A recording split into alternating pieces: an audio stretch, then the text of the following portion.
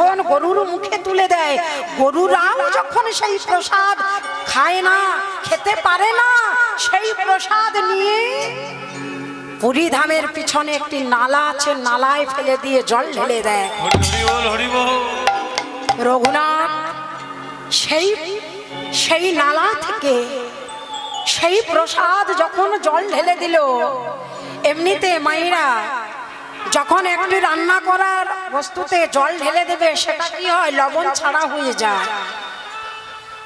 সেইখানে গিয়ে কি করলেন রঘুনাথ, সেই নালা থেকে প্রসাদ তুলে নিয়ে সেই গরুর অখাদ্য খাবার, রঘুনাথ দাস গরুর অখাদ্য খাবার সেই নালা থেকে তুলে নিয়ে ভগবানের নিবেদন করে যখনই বদনে দিতে যাবে, ছুটে এসে হাত ধরে দাঁড়ালেন গৌরাঙ্গ মহাপ্রভু।